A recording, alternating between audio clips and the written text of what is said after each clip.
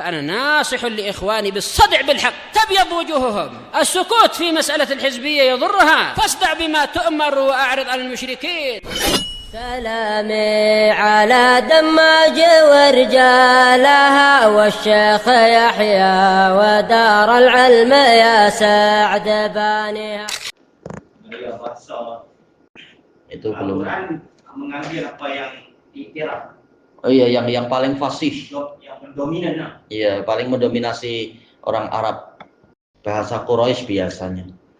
Tayyib. Bismillahirrahmanirrahim. Qala al-Imam al-Bukhari rahimahullah. Al-hadisul khamis wa tis'un ba'da arba'imi'ah. 495.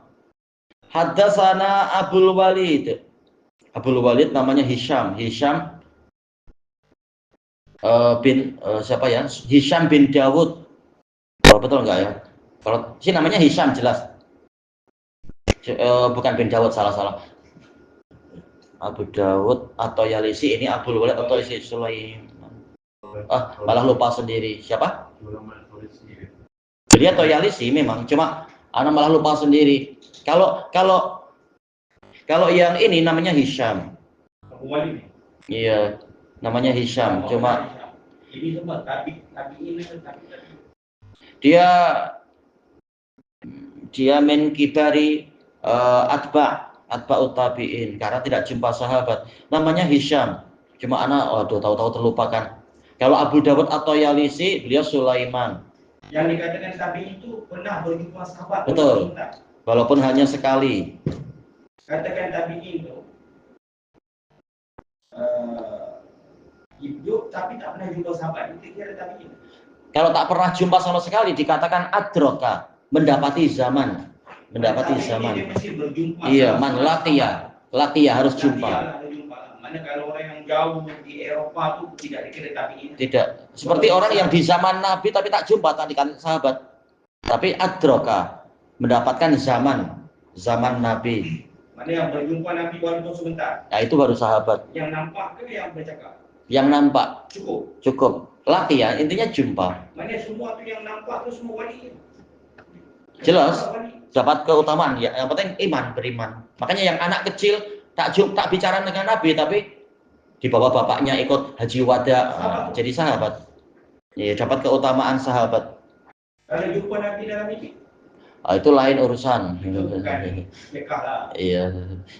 Jelas tidak dikatakan saya sahabat, saya jumpa Nabi. Kata. Imam Ahmad jumpa Nabi, bahkan jumpa Allah dalam mimpi, tapi taklah dikatakan apa berarti Nabi malah karena jumpa Allah, tidak demikian. Ada tabi'in sekurang-kurangnya pernah jumpa sahabat walau sebentar. Iya, walau sebentar, walau sekali. Kalau ditebak tabi'in masih jumpa tabi'in walau sebentar. Iya, betul. Al-A'mas jumpa Anas bin Malik, dikatakan tabi'i dia.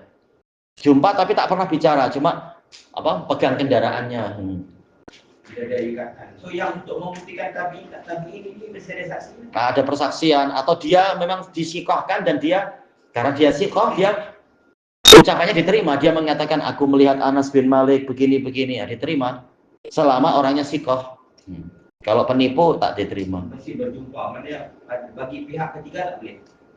Saya mendengar sahabat ni bukan terjadi tapi tidak pernah jumpa sahabat itu bukan tabi'in. Kalau pakai perantara berarti bukan. Kalau tak pernah jumpa.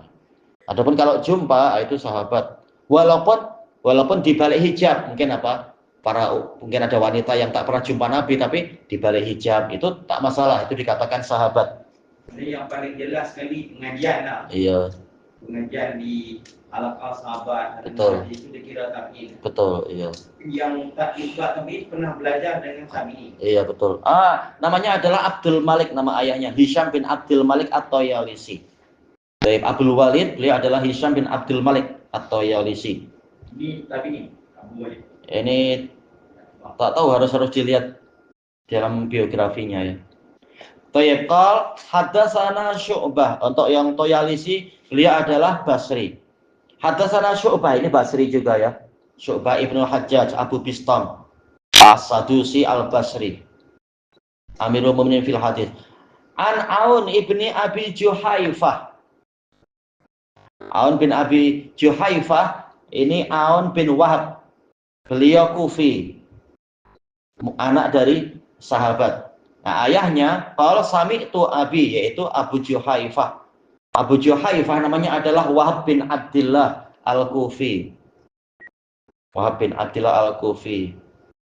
Nah, berarti sanadnya ini Iraqiyun, orang Irak. Dua yang pertama yaitu Abdul Walid dengan Syu'bah itu adalah Basri.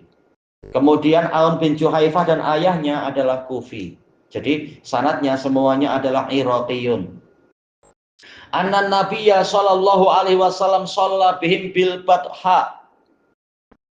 Bahwasanya Nabi sallallahu alaihi wasallam salat memimpin mereka, yaitu jadi imam di Batha. Kata Al-Hafidz Ibnu Hajar, maksudnya adalah suatu desa di dekat Mekah, di luar Mekah, dekat. Nah, dipanggil dengan Abtah. Batha dengan Abtah sama. Jadi sekarang pakai kereta dekat aja, mungkin 10 menit atau berapa, kurang lebihnya 15 menit dari Makkah. Atau mungkin lebih cepat kalau tidak terhalang-halang.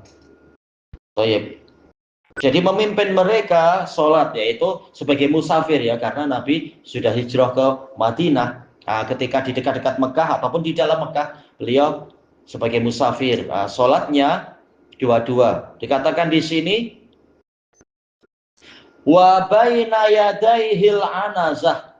Ini maf'ul bihnya diletak jauh di belakang nanti. Dalam keadaan di hadapan beliau ada anazah, yaitu tombak kecil.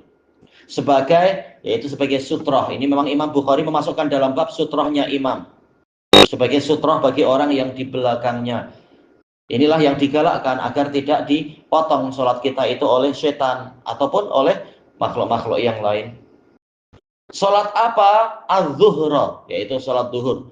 Dijelaskan oleh Al-Hafidz Ibnu Hajar, menunjukkan bahwasanya seseorang secara umum, terutama adalah pemimpin atau terutama sedang safar, hendaknya kemana-mana bawa senjata. Tidak dikatakan tongkat, tapi anazah, yaitu tombak. Terutama di masa lampau ya, masa sekarang orang malah takut kalau kita masuk kereta api bawa tombak. Ini masalah nanti. Kena siapa, kena pintu, kena apa, calar-calar. Oh, itu masalah. Masuk lokap. Intinya kata Al-Hafidz yaitu untuk menjaga diri, karena dalam safar mungkin aja ada hina, terutama mungkin di gurun pasir kah, atau di padang-padang ilalang atau ular atau apa misalkan. Dan sekaligus dipakai untuk mendukung ibadah, yaitu sebagai sutroh.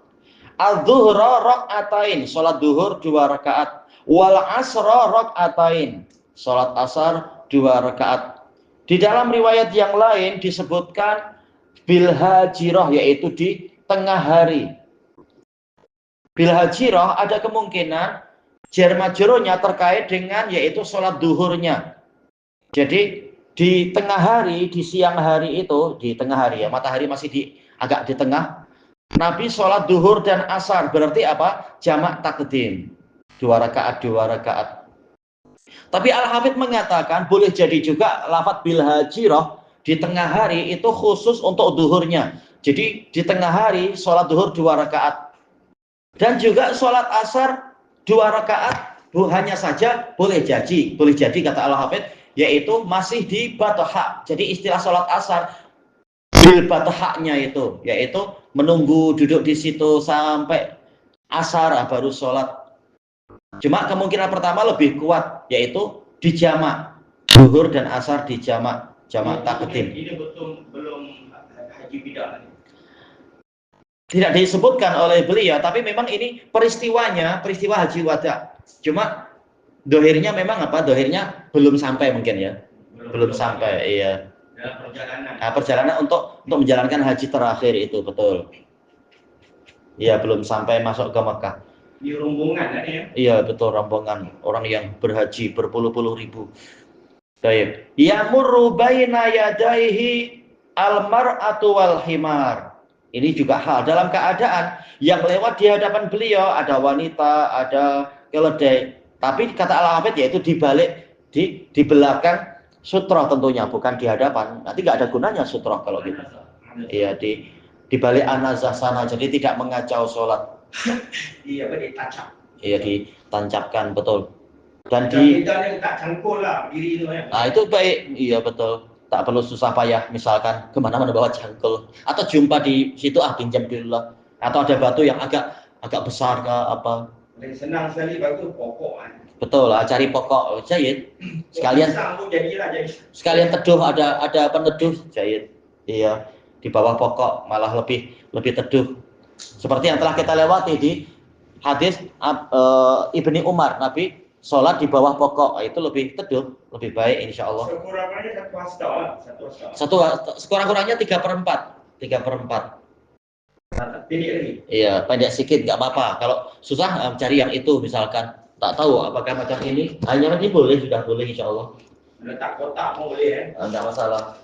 Kotak yang 2 kaki yang boleh. Tinggal disesuaikan. Minimalnya yang 3/4 itu. 2 kaki boleh, 2 kaki. Cukup insya Allah. Ya. Beg kita boleh tu kan. Boleh, yang penting tidak rubuh. Tengok bagaimana biar dia boleh tegak, disesuaikan. Ini menunjukkan bahwasanya sholat di safar memang masna ya, 2 rakaat, kecuali yang 3 rakaat itu. Jam rehan cukup deh. Cukup, tinggal dilihat disesuai. Ini 2 kaki ni. Nah, kalau udah cukup mungkin bukan yang kecil tapi yang panjangnya. Nah, itu lebih tenang, tinggi lumayan. Dijelaskan oleh Imam Ibnul Qayyim rahimahullahu ta'ala di dalam kitab yang mungkin tidak disangka-sangka ya. Ini dalam kitab Raudhatul Muhibbin, kebun orang yang cinta kepada Allah. Nah, di bagian belakang tentang tanda-tanda cinta, yaitu tidak rela adanya penghalang-penghalang antara dia dengan zat yang dicintai. Makanya di dalam sholat, karena sholat itu hubungan langsung antara seorang hamba dengan Rabb-nya, maka sangat disyariatkan jangan ada siapa-siapa lewat di hadapannya. Makanya ada sutroh. Karena ini akan mengganggu kekhusyuan antara yang mencintai dan yang dicintai. Kalau di dunia saja kita sedang bicara dekat-dekat dengan orang yang kita sayangi, tahu-tahu ada orang yang melintas di tengah-tengah, itu pun mengganggu. Kita tak suka macam itu, memotong perhatian atau memotong pembicaraan, mengganggu. Nah, hendaknya dia di belakang sana. Allah lebih berhak untuk lebih kita muliakan di dalam sholat itu. Maka hendaknya ada sutroh, orang-orang atau apa benda apa, biar lewat di belakang-belakang sana. Sama saja dia makhluk yang berakal atau tidak berakal. Disebutkan di sini wanita, jelas secara umum wanita, mar'ah ini sudah dewasa, berakal, tak boleh. Demikian pula yang benda yang makhluk yang tidak berakal, yaitu keledai, tak boleh juga. Karena ini akan membuat sholat batal. Adapun kalau yang memotong adalah keledai, tak sampai batal, tetapi tentunya mengurangi pahala. Nah, Nabi tak rela, walaupun itu makhluk yang tidak dibebani syariat, tidak berdosa, tapi tidak rela. Tetap Nabi maju ke depan sampai mendekat ke dinding. Tatkala ya namanya kambing tak paham, sampai kambing lewat di belakang beliau, di antara beliau dengan makmum jamaah shaf pertama. Menunjukkan memang betul-betul Nabi menjaga jangan sampai ada yang lewat di hadapan beliau, antara beliau dengan sutroh. Berarti kucing bagaimana? Sama saja, kucing pun tak boleh. Walaupun disifati innama hiya minat tawafina wat tawafati bikum atau alaikum. Kucing jantan, kucing betina adalah yang suka berkeliling, tapi tidak menunjukkan boleh untuk melintas di hadapan kita. Sebagaimana anak-anak dipanggil mereka adalah yang suka berkeliling di antara kita, anak-anak, tapi tak boleh juga anak-anak lewat di hadapan imam atau orang yang sholat sendirian dengan ada sutroh. Bagaimana kalau tanpa sutroh? Tetap tidak boleh. Tapi cari sutroh biar orang yang lewat jangan terlalu dekat. Baik. Ilahuna wallahu a'lam. Subhanakallahumma wa bihamdika la ilaha illa anta astaghfiruka wa atubu ilaik. Walhamdulillahirabbil alamin. Jazakumullahu khairan.